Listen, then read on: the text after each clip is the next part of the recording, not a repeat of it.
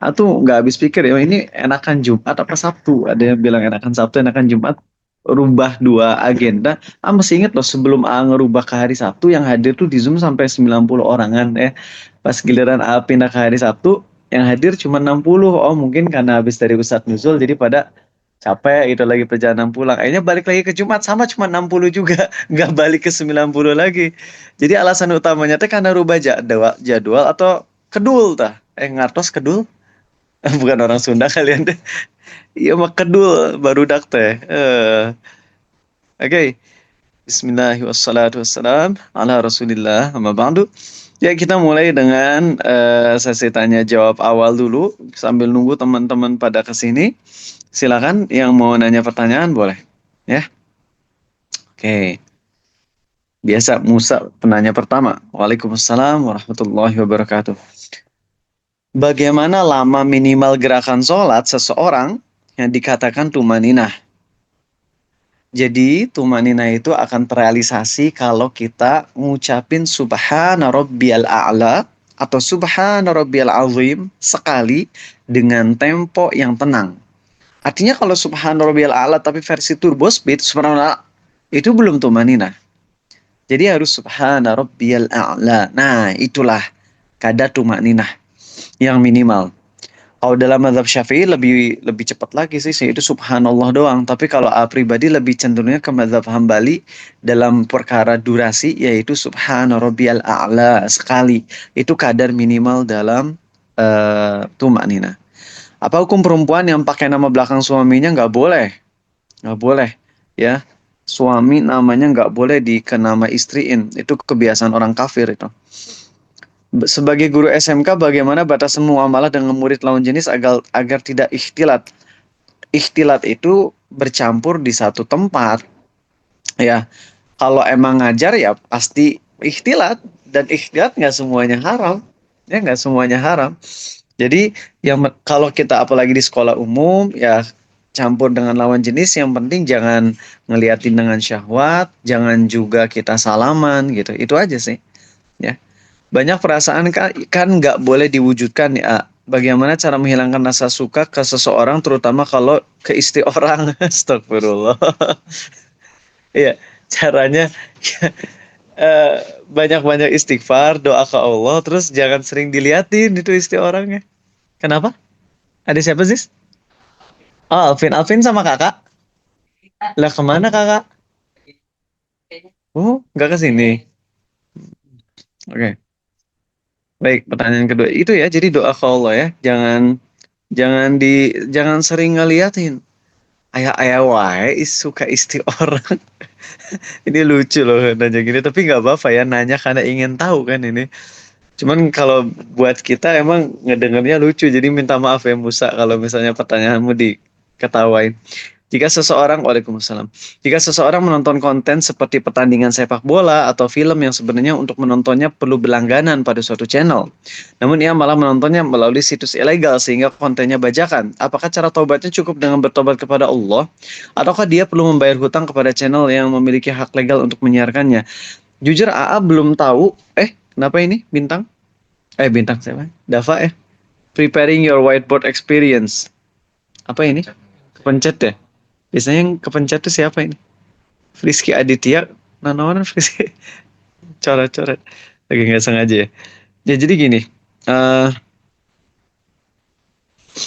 mana? Oke. Jadi AA jujur nggak tahu untuk kasus ini. Nggak bisa ngejawab. Alasannya terutama film-film yang sifatnya tuh dibuat oleh orang kafir harbi, ya, seperti misalnya film Avenger, ya, film-film luar negeri yang dibuat oleh orang-orang kafir harbi, atau anime pada umumnya mereka kan kafir harbi, orang-orang Jepang mereka nggak bayar jizyah, ya. Eh, tapi walaupun mereka nggak nyerang Islam secara langsung sih, nggak secara lisan atau secara fisik nggak beda sama Zionis Israel. Tapi mereka sejauh yang saya tahu bukan orang kafir yang terikat perjanjian dengan tapi ada ini ya, ada janji damai ya. Oh, ini perkara yang kayak gini berat untuk ngejawabnya, jadi nggak berani jawab. Cuman gini, ngasih kaidah umum aja. Kalau orang kafir harbi itu, darah dan hartanya itu tidak haram buat kita. Oke. Dan kita jangan ngasih manfaat ke mereka seharusnya. Nah ini tapi lucunya itu, kita nonton produk mereka untuk fun gitu, for fun. Gitu ya. Dengan cara bajakan, apakah kita harus minta maaf ke mereka? Wah ini berat, nggak bisa ngejawabnya. Tapi untuk pribadi nggak akan ngasih duit untuk orang-orang kafir harbi gitu. Gitu. Jika seseorang, oke. Jadi maaf jawabannya nggak tahu, nggak bisa dijawab. Jika seseorang saat belum balik pernah mencuri, apakah dia perlu bertobat dan bagaimana caranya? Kalau sebelum balik pernah nyuri, dia nggak dosa, tapi dia punya kewajiban untuk mengembalikan. Ya, jadi nanti ketika udah balik, kembalikan hak orang yang pernah kita curi. Atau sebelum balik juga kalau kita udah nyadar, balikin duitnya. Ada yang mau nanya dari kalian? Masuk? Ya, silakan minta.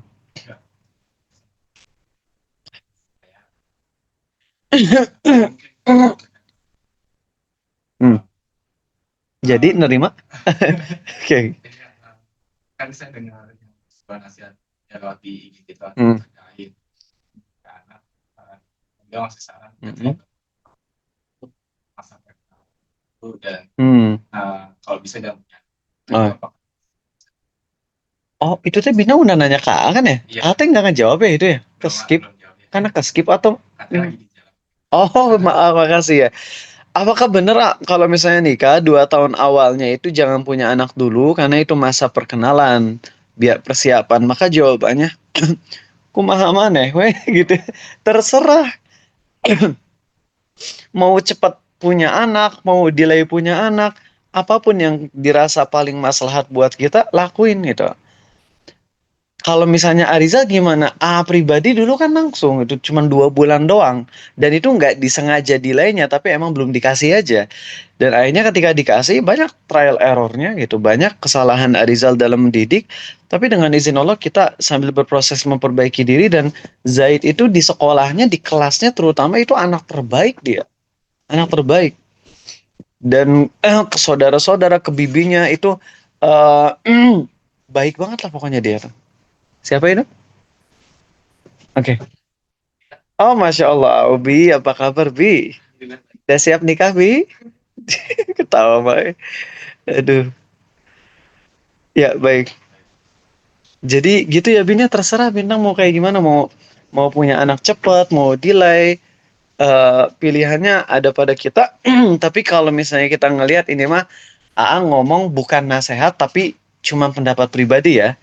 Ngelihat orang-orang yang nikah zaman sekarang, dari banyak orang-orang yang murid-murid memang mereka nikah dengan cara yang syar'i. Yakni nggak ada pacaran dulu. Ya, itu teh video. Ya, cuma nyoba-nyoba aja. Cuma nanti mah dekat posisinya. Iya di sini. Jadi nggak apa-apa, pegang aja. Soalnya kalau gitu nantinya nggak akan jelas suara gitu. Kan yang paling penting suara. Ada sebagian murid tuh paling nggak bisa ngelihat wajah Kenapa? Soalnya nggak konsen kalau ngelihat wajah tuh. Gitu. Itu ada dia. Salah satu murid awal lucu lah dia. Saya tipe apa namanya teh? Tipe telinga teh. Audio kalau ngelihat orang tuh ke distract. Makanya saya nggak bisa ngedenger video ngelihat video tuh nggak bisa. Saya bisanya ngedenger doang audio Itu. Itu siapa? Oh, Masya Allah, Sultan Hadir. Oke, berarti udah beres semua ya? Nggak ada yang perlu. Tinggal Novel Atala yang belum sampai sini. Nah, jadi ini teh lagi ngejawab apa teh? Yang tadi tentang pernikahan ya. Oke. Jadi gini, ada orang murid-murid yang nikah tanpa pacaran, tanpa hal-hal yang diharamkan, bener-bener langsung aja gitu ya nikah. Dan itu ketika lagi ta'aruf itu nggak dijelasin detail, terutama yang kaitannya dengan penyakit mental. Itu nggak dijelasin. Akhirnya setelah nikah baru ketahuan. Ini kasusnya lebih banyaknya dominannya istri sih. Yaitu istrinya ada yang bipolar. Istrinya ada yang emang depresi berat. Ya, yang mana ternyata nikah itu agar bisa kabur dari rumah. Masalahnya suami yang belum dikasih tahu itu nggak semuanya kuat nahan anggota keluarga baru yang punya sakit mental kayak gitu. Ada suami-suami yang udah biasa adem ayem di rumah, lalu kemudian dapat istri yang punya penyakit mental seperti ini yang gak dijelasin dari awal. Kalau dari awal dijelasin kan enak gitu, ya. Saya ini depresi, saya gini gini gini. Oh gitu. Ya udah saya akan berusaha nerima kamu. Insya Allah saya akan berusaha sabar. Itu enak. Tapi ini nggak dikasih tahu. Akhirnya yang terjadi apa? Ya kaget setelah nikah. Waduh, ada yang anaknya digebugin, ada. Ya A pribadi juga sama sih salah gitu. A tuh orangnya tuh ringan tangan. Tahu kan ringan tangan? Ringan tangan versi Arab ya. Bukan ringan tangan versi bahasa Indonesia. Kalau ringan tangan Indonesia apa? Rajin berbagi ya, suka berbagi. Kalau ringan tangan versi Arab itu gampang ngelayang tuh tangan, gampang. Seumur hidup nggak pernah nonjok istri, nggak pernah nampar. Ya kalau jahil mah nggak apa-apa gitu, nonjok-nonjok jahil gitu. Tapi kalau nampar karena marah atau mukul karena marah nggak pernah ke istri, alhamdulillah. Tapi kalau ke anak nggak kuat gitu. Apalagi ketika anaknya tantrum, Zaid itu anak pertama, nyakar-nyakar sampai dalam itu daging Ariza tuh korowat itu sampai berdarah. Nggak kuat, tempeleng, pukul, dan itu kesalahan besar, nggak boleh. Tempeleng anak tuh nggak boleh. Ya cuman berusaha memperbaiki diri, minta maaf ke anak, alhamdulillah berubah. Zaid nggak pernah lagi mukul-mukul, nggak pernah lagi nyakitin secara fisik gitu ya. Kalau misalnya tantrum-tantrum dikit ada, cuman masya Allah anak Arizal tuh ya dengan izin Allah ini karunia dari Allah. Nggak bilang ini karena pendidikan Arizal dan istri yang baik, nggak. Tapi anak itu dia walaupun emang kadang suka jahil secara lisan, tapi kalau di rumah itu rajin banget. Pembantu di rumah ada 3 awalnya. Sekarang udah nggak ada pembantu sama sekali dan yang nyuci piring Zaid, vacuum cleaner Zaid, mandiin adik-adiknya Zaid. Anak pertama dan usia Zaid itu baru 10 tahun, menjelang 11. Jadinya dewasa banget masya Allah. Ya. Nah jadi langsung punya anak dan ada salahnya.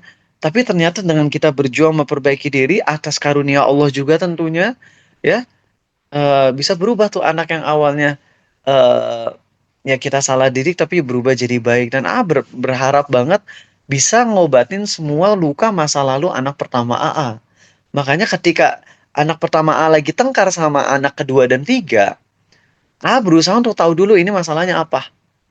Kalau ternyata yang salah anak kedua dan tiga walaupun masih balita, masih 5 tahun, tapi akan bilang, Yusuf Daniel kalian nggak boleh gitu, kasihan Azaid, Azaid udah baik, udah mandiin kalian, udah nyuci piring. Nah kalau digituin enak kan, hidung ngapung gitu biasanya kalau digituin. Ngerti, kalian tuh bukan orang Sunda jadi nggak lucu candaan-candaan. Hidung ngapung deh, hidungnya terbang kalau digituin deh jadi seneng kalau dipuji. Ya jadi nggak ngerasa sakit hati. Sekarang yang rasain, orang tua kalau anak tengkar, pinginnya nggak ribut itu aja. Akhirnya yang disalahin kakaknya, udah kamu ngalah. Padahal yang salah adik. Akhirnya bisa lebih ke sini lagi. Ada ada pengantin baru ini, masya Allah. Anoval ya? Arvin, masya Allah Arvin sini. Ya Allah. Tadi bilang ada pengantin baru ya datang Arvin. Soal ini lagi. Soal ini lagi. Cocok ini mah, yuk. Siapa kira-kira yang aku pilih ya? Arvin apa Khalil ya? Sini masuk, masuk, masuk. Masih bisa ke sini dikit lagi. Tasnya di atas aja kalau. Oke. Nanti tinggal novel. Ini tamu mendadak dan senang banget bisa hadir.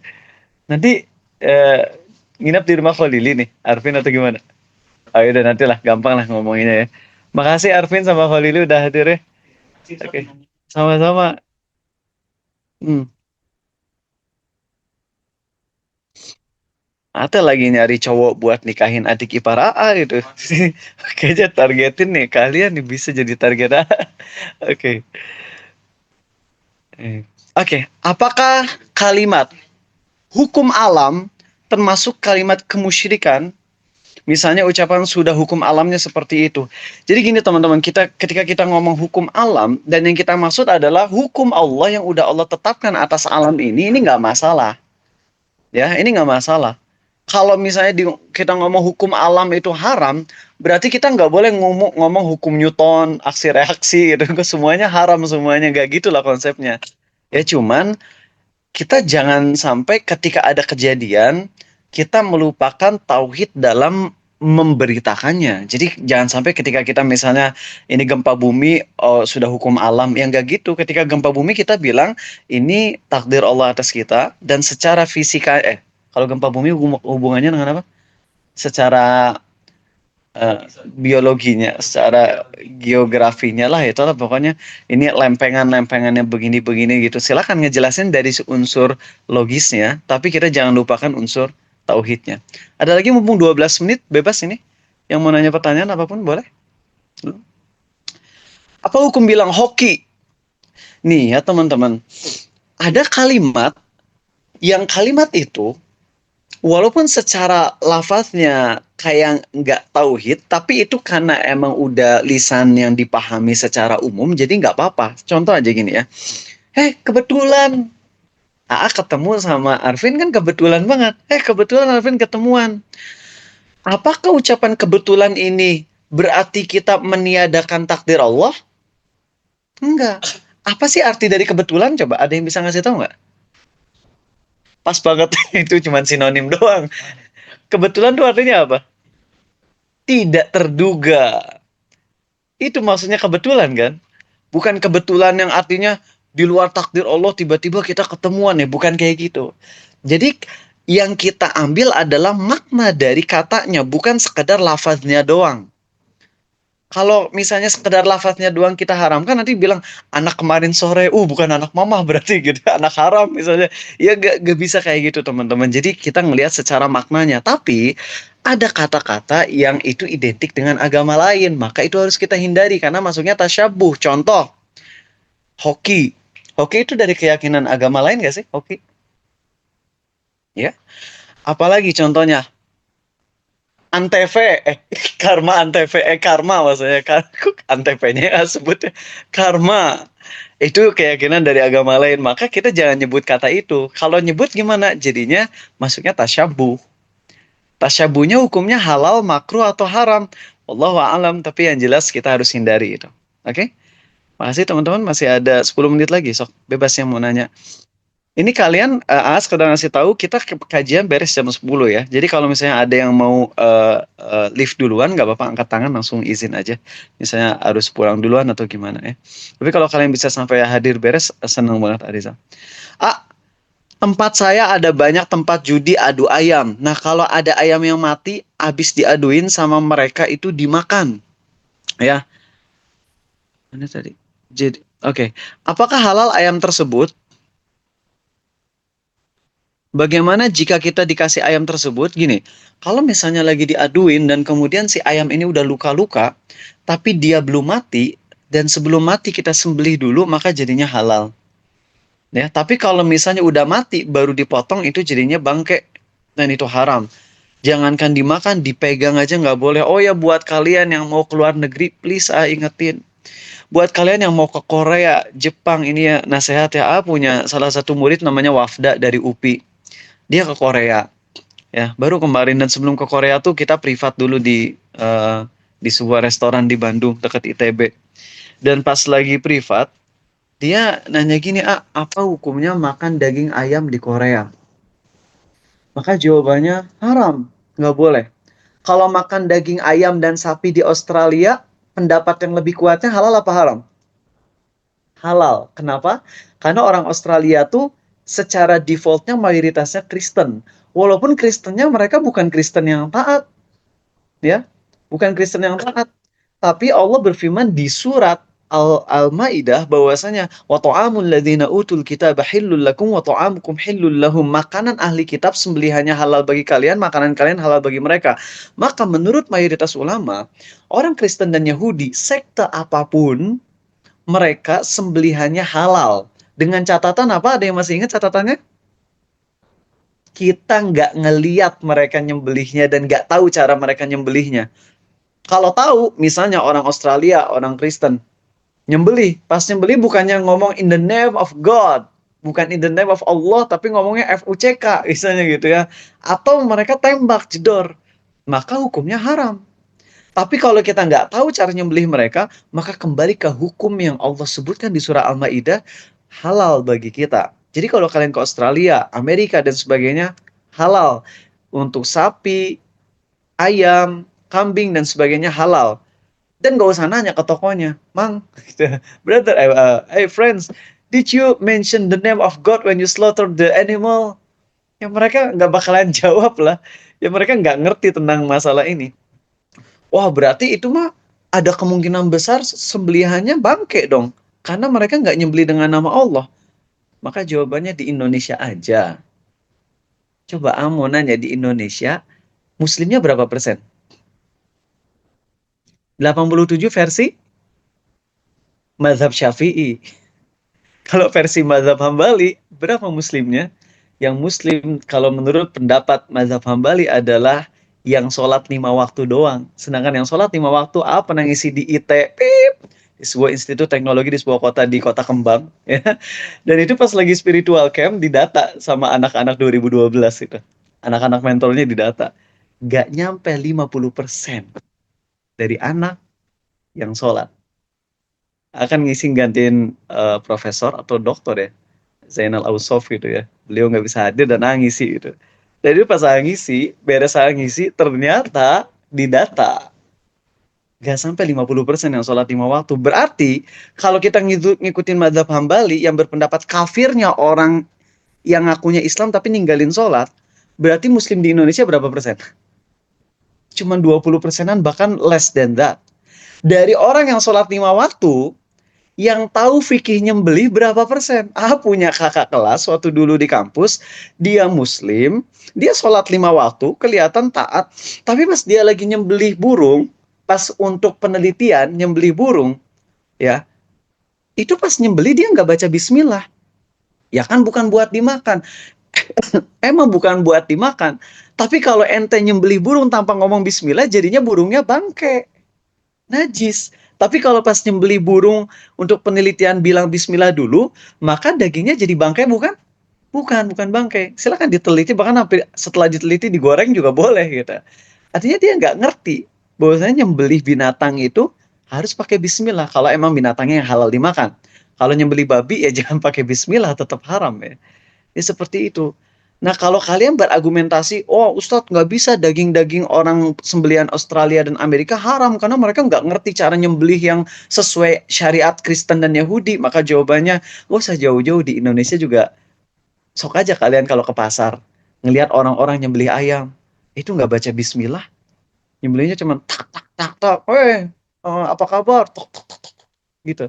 Nggak ngomong bismillah. Maka kalau kalian lagi ke pasar ngelihat ada toko yang si mang-mang yang nyembelih, kalian ngelihat dan pas nyembelih nggak ngucapin bismillah, blacklist toko tersebut, haram bagi kalian, itu bangke.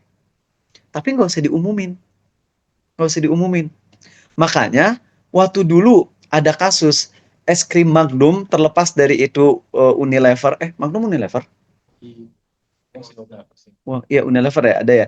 Pokoknya es krim Magnum. Jadi kita nggak ngomong dalam masalah boykot Israelnya ya, tapi dari sisi kehalalan zatnya.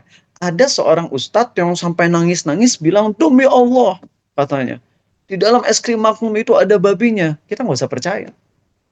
Karena sesuatu kalau misalnya emang ada keharaman atau kenajisan, itu cukup buat dia aja yang tahu. Gak usah dilaporin ke yang lain.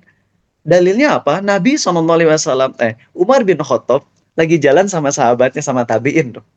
Tabiin ini teh kena cebor solokan. Ngertos tuh? Kena cebor solokan. Shh, gitu. Terus tabiin ini bilang, pemilik air, itu najis nggak? Terus kata Umar apa? Gak usah dijawab. Udah gak usah dijawab, kata Umar.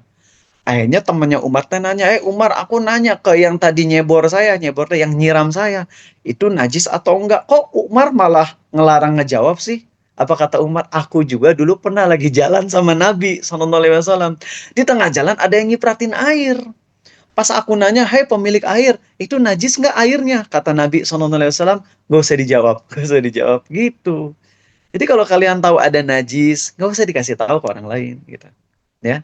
Kecuali kalau misalnya najisnya itu di tempat yang sifatnya itu lalu lalang jalan atau imam sholat di belakangnya ada tai cicak gitunya. Ya kalau kayak gitu mah kita kasih tahu karena itu nanti berhubungan dengan sholat yang akan mempengaruhi jemaah. Tapi kalau kita nggak bisa ngasih tahu gimana? Ya udah, yang batal kita aja. Gitu. Adapun jemaah lain yang nggak tahu si imamnya ada kotoran cicaknya, jemaah tetap sah. Imamnya juga tetap sah sholatnya. Ya, dan mana tahu imam dieein di belakangnya sama cicak. Ya, paham? Ada 3 menit lagi ya. Oke, dari Galih. Oh, gimana? Bintang, silakan. Hah? Oh, ini ya, mau nanya yang soal sembelihan. Oke. Jadi kalau di pasar itu kan kadang tuh yang ayam yang digantung itu kadang ada yang kesembelih dengan benar, terus ada yang masih nyatu gitu. Ada yang masih Nah, nah, itu kita kan misalkan kalau kita beli yang kesembelih dengan benar itu kita perlu khawatir kayak pisaunya itu kena najis juga atau kayak? Sebenarnya nggak harus karena kan tidak bisa memastikan najis kecuali kalau 100% kita ngelihat. Tapi emang A pribadi akan menjauhi yang kayak gitu. Jadi kalau kalian untuk daging jadi halal, satu, Muslim yang nyembelihin atau Kristen atau Yahudi, dua, harus dengan menyebut nama Allah, Bismillah, tiga, sembelihannya harus benar.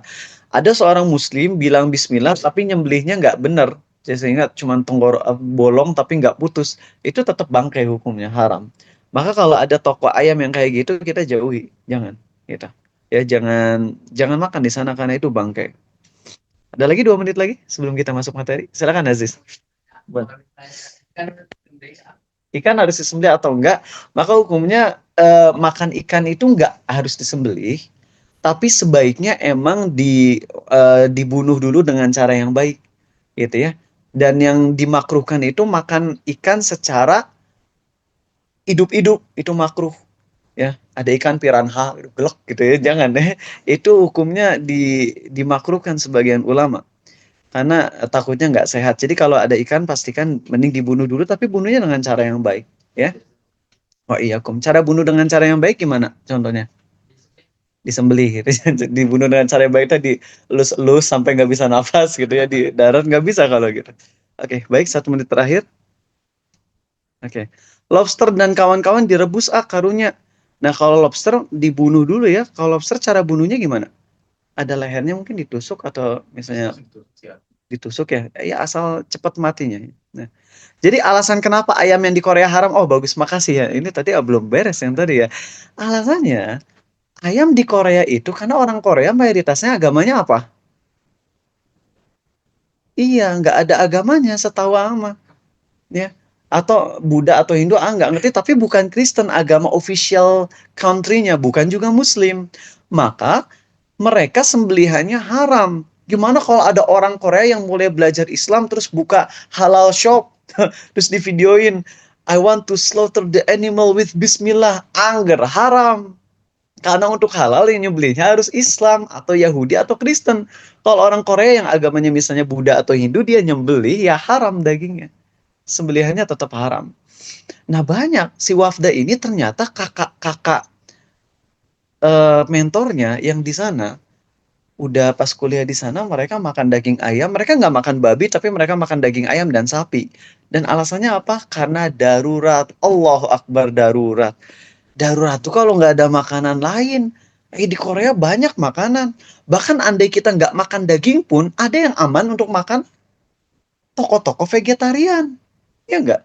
Makanya vegetarian tuh musuh kita dalam perkara Idul Adha. Tapi mereka kawan kita kalau kita lagi ada di negeri-negeri yang emang rawan keharaman daging. Gitu. Ya, dan vegetarian tuh udah banyak versi tanda kutip bid'ahnya. Versi bid'ah atau apa ya? Versi barunya yaitu orang-orang vegetarian pingin makan steak. Akhirnya mereka bikin steak tapi dari tumbuhan. Itu udah banyak tuh yang kayak gitu. Tapi lucu sih orang vegetarian yang pengen makan steak berarti mereka tuh sebenarnya masih cinta sama hewan gitu ya. Makanya mereka bikin steak tapi dari tumbuhan gitu. Nah, jadi seperti itu. Kalau ikan-ikanan halal ya. Ya kalau ikan mau disembelih sama siapapun halal, bahkan bangkai ikan pun halal, bangkai belalang pun halal. Oke, udah beres tanya jawab awal. Alhamdulillah sekarang yang hadir udah hampir 90 orang. Makasih teman-teman yang udah hadir semuanya. Semoga Allah jaga kita semua. Azmi ya. Ini seadanya aja. Aziz mana jaket A?